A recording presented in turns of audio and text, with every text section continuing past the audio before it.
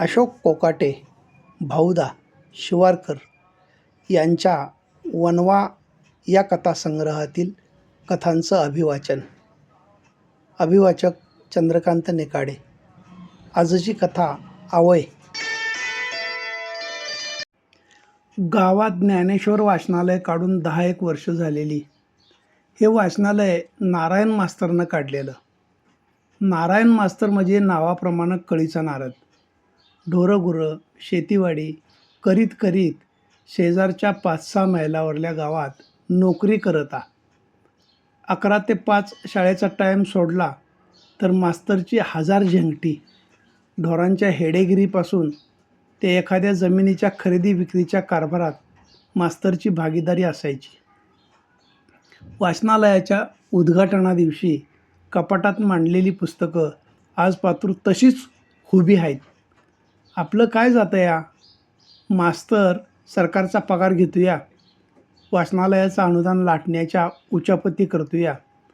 तशा नारायण मास्तराच्या नवकोट भानगडी माणसं जाणून होती. गावात इलेक्शनचं वारं सुटलं म्हणजे मास्तर दोन्ही बाजूच्या गटांचं वातावरण तापवून सोडणार आणि आपण इलेक्शन ड्युटीला दुसऱ्या गावाला जाणार.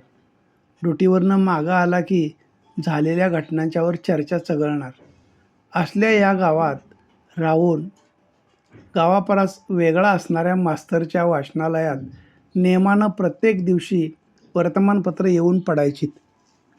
पुढारी, सकाळ, लोकमत आणि तरुण भारत ह्यो वर्तमानपत्रांचा ढीग पडायचा. गावातली तरणी म्हातारी पुरुष मंडळी सकाळच्या धारापाणी वैरणकाढी झाली की बसायला वाचनालयाच्या अड्ड्यावर. सगळ्याच वर्तमानपत्रातल्या पहिल्या पानावरच्या बातम्या एकसारख्याच हेडिंगच्या असायच्या. ज्याला जी बातमी भावली त्यावर तो चर्चा करायचा. राजकारणापासून ते सरकारने घोषणापातूर साधक बाधक चर्चा व्हायची. पक्षांच्या पुढाऱ्यांनी नावं ठेवीत पेपराच्या घड्या एकमेकाकडे फेकायचीत. कोणतरी कुणाची तरी बाजू घेऊन हुज्जत घालायचा. कोण पुढारी कसा निवडून आणला, का आणला, त्यानं कुठल्या पक्षातनं कशा उड्या मारल्या, आता कुठं आहे, त्याची लायकी काढण्यापातूर मापं निघायचीत. मधीच कोणीतरी वेगळीच टूम काढायचा आणि विषय बदलायचा.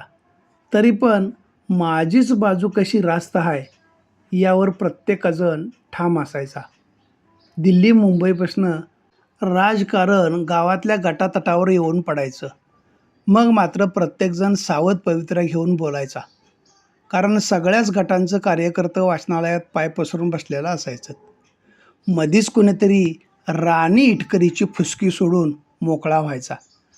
हा विषय चघळण्यात सगळ्यांनी गमजा वाटायची.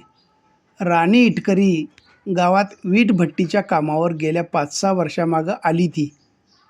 हिथल्या गावचा बघून तिनं हिथंच तळ ठोकला. नामू मम्मईवाल्याच्या जुन्या घरात राहिली ती. नामू मम्मईवाला सर्व्हिस फंड घेऊन आला आणि मस्तपैकी ऐसपैस टुमदार घर बांधून माळवाडीवर राहिला होता. गावातल्या जुन्या घरात उंदरं घुशी यांनी उकिरं काढलं तर जळमाटाच्या मुंडावळ्या लोंबत होत्या.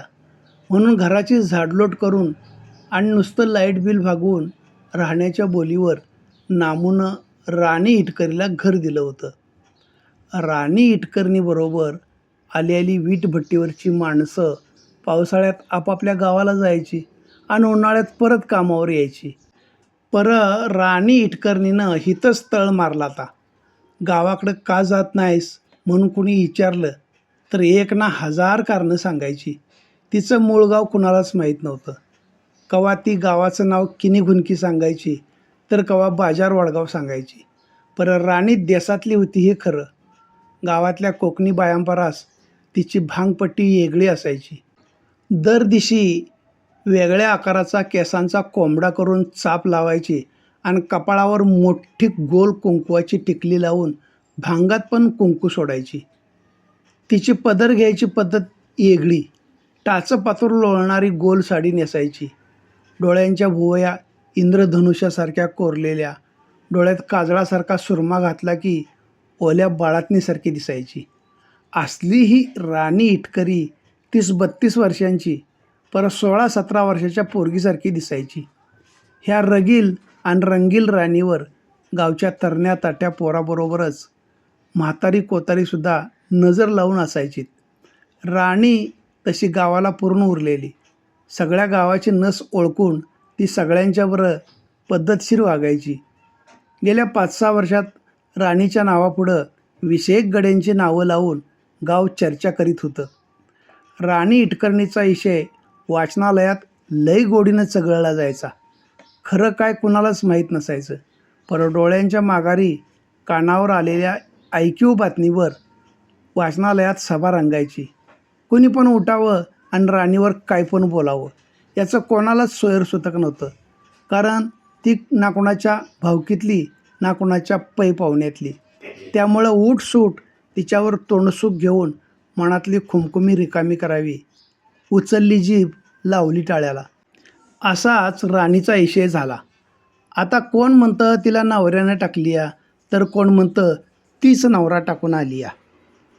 असली ही राणी इटकरी गावातल्या कुणाबरोबर बोलत उभा राहिली, नाहीतर कुणाच्या तरी शेतात सलग 10-12 दिवस भांगलायला गेली की रान मालकाचं नाव राणीच्या पुढं लागलंच म्हणून समजायचं. परवा एक आवई उठली. मारत्या लिंबाऱ्याच्या गाडीवरनं राणी इटकरी कोल्हापूरला गेली आणि रातच्याला उशिरा घरात आली. वाचनालयात बसलेल्यांचं कान टवकारलं. पुढं आणि काय माहिती मिळते का म्हणून कुजबूज सुरू झाली. आता राणीनं ह्याला धरला वय. अरे मारत्या त्यातला नवल आहे का. एक जणानं मारत्याची बाजू धरली. त्याचा शब्द पडू न देता एक जण म्हणाला, आव त्यांना आता तिशी गाठली या, तरी त्याचं लगीन नाही, मग काय करील. निम्म्या अर्ध्या जणांचा पक्का विश्वास बसला. मारत्यानं काहीतरी गडबड केली असणार. ही आवय गावभर पसरली. आपलं काम भलं आणि आपलं भलं असला स्वभावाचा मारत्या पैलवानगडी. असा वाघ जाणार नाही असं बऱ्याच जणांनी वाटलं होतं. पण काय सांगावं आजकालच्या पोरांचं. त्यात ही राणी इटकरी म्हणजे दगडाला पाजूर फोडणारी बोलकी बाय. मारत्या म्हणजे किस झाडकी पत्ती. पोरं बाळं नसणारी एकटी बाई गावाच्या नाकावर टिचून राहिली. ती मिळेल तो रोजगार करायचा, पोटापुरतं मिळालं म्हणजे बास झालं, कशाला उद्याची बात, असाच राणीचा राणीमान. राणी इटकरीन भांगलाय गेली म्हणजे कवा कवा भांगलणीची वैरण मारत्याच्या गाडीवर बांधायची. मारत्याला बी तेवढीच हलकं वाटायचं. कारण राणीला ना ढोर ना गुरु, मग वैरणीचं काय करणार. रोजगाराशी मतलब. भांगलणीची वैरण कोण का नेईना, बांधावर टाकण्यापरास ढोरांच्या तोंडात जाईल म्हणून राणी वैरण द्यायची. कवा कवा इरसाल म्हाताऱ्या बायका खोडीलपणानं विचारायच्या, नव मारत्या येणार आहे व ग वैरण न्यायला. आला तर नील, नाहीतर न्या जावा तुम्हासनी. माझी काय ढोरं का गुरं. म्हाताऱ्या बायांचं टोमणं राणी इटकरीन चांगलीच ओळखून असायची. या थेरड्या असं का बोलत्यात ती चांगलंच जाणून होती. पर कळून न कळल्यासारखं करून राणी येळ मारून न्यायची. गावात माझी आणि मारत्याची आवय उठली या, हे पण तिच्या कानामागनं डोक्यात आलं. तर मारती लिंबाऱ्याचा पोरगा म्हणजे सरळ नाकापुढं चालणारा. कायम ढोरागुरांची वस्ती धरून असायचा. वैरणकाडी, शेताला खतपाणी यातनं कवा तरी सणासुदीला देवळावर दिसायचा, नाहीतर स्वतःला आपल्या कामात झुंपून घ्यायचा. मारत्याचा वडील धोंडी नाना आता उतार वयाला लागला. पहिल्यासारखं त्याला काम जमना म्हणून शेतीवाडीच्या कामासाठी एकुलत्या एका पोराला तयार केला. खाया पियाची हायगाय नव्हती म्हणून तर मारती अंगापिंडानं धडधाकट होता. शेतातल्या कामाचं त्याला काय वाटायचं नाही. सकाळी धारापाणी करून डेअरीला मोटरसायकलवरनं दूध घालायला यायचा. ते न्याहारीचं जेवण करूनच शेताची वाट धरायचा. ऊसाचं रान इतरांपेक्षा भांगलन टुंगलन करून झकपक ठेवायचा. काबाड कष्ट करणाऱ्या धोंडी नानाचं डोळं मारत्याच्या कामावर खिळून असायचं.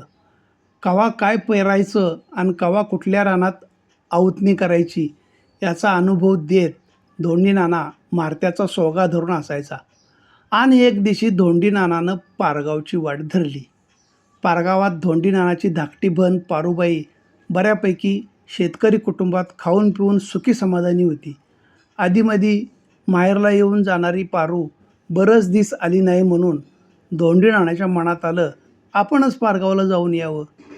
सकाळीच साळाक्कानं 4 भाकरीचं पीठ आणि त्यात 10-12 अंडी खुपसून गटुळं बांधून धोंडी नानाच्या हातावर ठेवत म्हणाली होती, जातायसाच भनीकडं तर म्हारतीच्या लग्नाचा विषय काढा, नाहीतर पुन्हाच्यानं म्हणशीला मला कुठं विचारलं तसा. धोंडी नानाच्या डोक्यातलाच विषय साळाक्का बोलली. मारत्याला पारूबाईची संगीता करायची ह्यो विषय भनीभावंडात 3 वर्षा अगोदर झाला होता. पारूच म्हणाली ती, दादा आता आपण वाई होऊया, कुणाच्या लोकाचं घर भरीत बसतूस, आपणच आपल्याला एकमेकांनी समजून घेऊया. दुसरीकडे कुठं पोरगी दिली म्हणजे उगाच जीवाला घोर, माझी पोर माझ्याच घरात जाऊ दे. पारूच्या घरला गेल्या गेल्या ह्योच विषय अगोदर काढायचा म्हणून धोंडी नाना पारगावात दाखल झाला. बऱ्याच दिवसानं दादा आला म्हणून पारूबाईनं पाण्याचा तांब्या भरून दिला, बसायला घोंगडं अंतरलं आणि जेवणाच्या तयारीला लागली. पारूचा नवरा दादा पाटील मेव्हण्याबरोबर खुश होता. कधी कुणी कुणाला कवा वाईट सबूत काढला नव्हता. मेव्हणं पाहुणं असलं तरी दोस्तासारखं दिलखुलास बोलायचं. दादा पाटलानं पानाचा बटवा धोंडी नानाकडे दिला. घ्या पान, करा एकदाचं तोंड लाल भडक. दोघेही हसले. म्हणत तोंडातलं पान जेवढं रंगल तेवढी माया एकमेकावर असती. बघूया कोणाचं तोंड रंगतं या. म्हणून दोघांनी पण पानाचं इडं तोंडात कोंबलं. तंबाखू मळीत इकडच्या तिकडच्या शेताभाताच्या गप्पा झाल्या.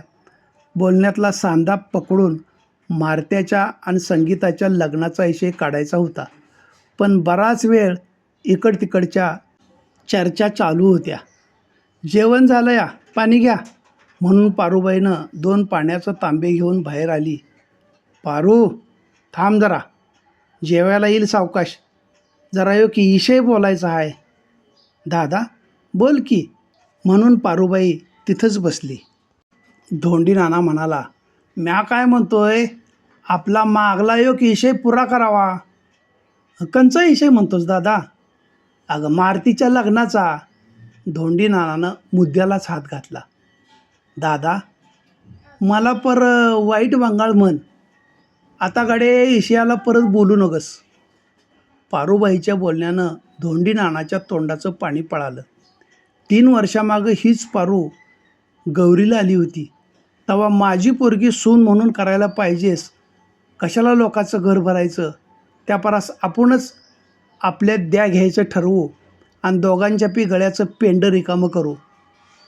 आणि आता हे काय? धोंडी नानाला काय बोलावं तेच कळत नव्हतं. मेव्हणा दादा पाटील काहीच न बोलता नुसता जमीन टोकरत होता. असा अचानक निर्णय पारूनं का बोलून धावला याचं कोडं धोंडी नानाला पडलं. तरी पण असं का म्हणून विचारावंसं वाटलं म्हणून विचारलं. पारू तूच म्हणाली तीस वाई होऊया म्हणून. दादा म्हणालो होतो, पण आता कुणाच्या तोंडाला हात लावायचा? माझी पोरगी काय मला जड झालेली नाही. लगीन कराय नाही जमलं तर हिरीत ढकलून देईन, पर बाबा आम्ही नाक खाली करून घेणार नाही. अगं झालं तरी नेमकं काय? कोण काय म्हणालं? कुणाचं नाव सांगू तुला? जत्रेला आलो तेव्हा सारं गाव बोलतं, कुणाचं म्हणून नाव सांगू? काय काय गाव बोलतंय म्हणजे तुझ्या कानावर काय आलेलं नाही? नाही बा. आईच्यान काय झालं? तुमच्या गावात कोणती राणी का फानी आहे, तिचं आणि मारत्याचं लपडं आहे म्हणतात. अरे कोण म्हणतो? माझा मारत्या माझ्या नजरेबाहेर नाही, ते काय मला ठावं नाही, पण माझ्या कानावर आलं ते बोलतो या. कुणाच्या तोंडाला हात लावायचा? आपलंच दात आणि आपलंच वट. धोंडी नानाला दरदरून घाम सुटला. दिवसा ढवळ्या डोळ्यापुढं चांदण्या नाचायला लागल्या. माझ्या गावातली अवय पारगाव पात्रू आली, पण मला कशी काय कळली नाही, असल्या विचाराच्या तंद्रीतच धोंडी नाना जागचा उठला आणि वाटला लागला. पाहुणं जेवण करून तरी जावा की, दादा पाटील म्हणाला. तुमचा आन खाण्यापरीस गो खाल्ल्याला बरा, म्हणून धोंडी नाना परतीच्या वाटेला लागला. धोंडी नानाच्या डोसक्यातनं जाळ आणि धूर संकटच निघाला. कवा एकदा घरला जाऊन म्हारत्याचं पायतानानं टाळकं फोडीन असं झालेलं. भडव्यानं नाक खाली केलं. उभ्या जन्मात गावाची फट म्हणून घेतलं नाही आणि आता हे काय पुढ्यात वाढून ठेवलंय. अगोदरच गावात इतर कल्याणी माणसं थोडी, तवा ह्याचा आणखी भरीला. आता वर मान करायला जागा आहे का? आम्ही आता पातूर जगाला नावं ठेवितो. आता जग आम्हाला तोंडाला येईल ते बोलणार. त्यांचं काय चुकतंय? आमच्या रांडच्यानं शान खाल्लंय म्हटल्यावर जगाला काय बोलावं? तिचे भाना, ही राणी आमच्या मुळावर उठली आहे. कोण कुठली 17 गावं हेलपाटून आलेली आमच्या गावात गांजणीसारखं कोटं करून राहिली या. हिच्या बी झिंजासनी कांदं बांधून सोडतो. धोंडी नाना असल्या विचाराच्या तंद्रीत एसटीतनं खाली उतरला. देवळाच्या पारावर कोण बसले ती त्यांच्या तोंडाकडं न बघताच घरात आला, तर मारत्या घरात नाही. साळाक्का पाण्याचा तांब्या भरून द्यायला लागली. वत माझ्या डोसक्यावर, कुठं गेला तो भडवा? कोण म्हणतायसा? साळाक्का घाबरली. वंशाचा दिवा भडाकतोय नव्हता आता. धोंडी नानानं कापडं बदलीत तोंडाचा पट्टा चालू ठेवला. पारूचं अन कारभाऱ्याचं काहीतरी बिनसलं वाटतं, म्हणून साळाक्कानं हळू आवाजात विचारलं, नवं पारी काय म्हणाली वय? म्हणाली तुझ्या आईचं टक्कुर. कुठं गेलाय तो सोक्काळीचा? कोण? मारती वय? वस्तीवर गेला. पर झालं तरी काय एवढं? जरा सरळ बोला की. वय वय मीच वाकडा आहे, दावतो की मी त्याला कसा वाकडा आहे तो. धोंडी नानानं दाराच्या मागची काठी घेतली आणि निम्मा अर्ध पायतान पायात सरकीत घरातनं बाहेर पडला. साळाक्काचा जीव टांगणीला लागला. कवा नाही तो मालक पोरग्याला शिव्या द्यायला लागलाय. काय झालं असेल ते परमेश्वरालाच ठावं. आता काठी घेऊन वस्तीवर गेलाय म्हणजे बाप लेकांची हुज्जत लागणार. हे वळकून साळाक्कानं चुलीवरचं दुधाचं पातेलं भानुशेवर झाकून ठेवलं. दार वडून नुसती कडी लावली आणि वस्तीच्या वाटेला लागली. मारती ढोराशनी वैरणकाडी करून भांगणीच्या बायकांची वैरण आणायला गाडी घेऊन गेला होता. वस्तीवर मारत्या नाही म्हटल्यावर धोंडी नाना भांगलन चाललेल्या वावराकडे गेला, तर मारत्याच्या गाडीवर राणी इटकरीन वैरणीचा बिंडा बांधित होती. राणीला मारत्याबरोबर बघितल्याबरोबर धोंडी नानाच्या तळपायाची आग मस्तकाला गेली. ए टवळे, काय चाललंय काय तुझं? राणी अन मारत्या वैरणीच्या बिंड्याला धरून गप्प उभा. दोघांनी पण कळना नाना असं का बोलतोया. धोंडी नानानं 2-3 काठीचं येडं मारत्याच्या अंगावर वडलं. मारत्या बांधावरनं खाली आडासाच्या सरीत पडला. अव नाना असं काय करतायसा? म्हणून राणी आडवी झाली. तवर नानानं सरळ मागं फिरून राणीच्या ढुंगणावर सपापा 2 काट्या हाणल्या. राणीनं बॉम्बच ठोकली. तशा सरीत भांगलायला बसलेल्या बायका बाहेर आल्या. लेका, यासाठी माझ्या पोटाला आलास? माझा नाक खाली करायला जलम घेतलास भाडव्या? अहो नाना, काय झालं तरी काय सांगशील का नाही? मारत्या म्हणाला. काय झालं म्हणून मलाच विचारतोस? सुक्काळीच्या काय चाललंय कळना वय आम्हाला. ह्या भोरडीबरोबर काय चाळं चालल्यात तुझं? नाना तोंड सांभाळून बोला. राणीच्या रागाचा पारा चढला. ए भटक भावाने, मला तोंड सांभाळायला सांगतेस? काय आवय उठल्या तुमच्या दोघांची? नाना 10 गावचं पाणी पिऊन आलूया, मला सगळं समजते कुणावर कसं वागायचं ते. मारती दादा आणि मी भनी भावंडासारखा आहे. तुमच्या गावातल्या टवाळखोराशनी ताळा राहिलेला नाही. मी बाय माणूस आहे, माझं कुणी विचारतं नाही, म्हणूनच उठसूट माझ्यावर आवय उठवत्यात. कुणाबरोबर बोलायची खोटी, कुणाच्यात रोजगाराला गेलं म्हणजे मी वाईट वागलो, असं गणित तुमच्या गावानं करून ठेवलं या. मी तर काय करणार? या पोटाचं खळगं भरायला आलो तुमच्या गावात. कुठं जाऊ मी? मागं गेलं तर नवरा दारुडा सारखा संशय घेऊन ढोरासारखा बदडतो या. त्याच्या माराला कटाळून मी तुमच्या आधाराला आलो, तर हिथं बी माझ्यावर संशय. नाना मी दिसायला देखणी आहे, त्यात माझा काय दोष? माझ्या परास जगात माप देखणे आहेत, पर मी पडलो एकटी. कुणाचा आग्या ना पिच्या. आमच्यासारख्यानं जगावं का मरावं? नाना मी मारतीला भाव मानले, तुम्ही तरी वाईट वंगाळ बोलू नका. तसं आमचं काहीच नाही. कुठल्या बी देवाच्या डोसक्यावरनं फूल उचलायला मी तयार आहे.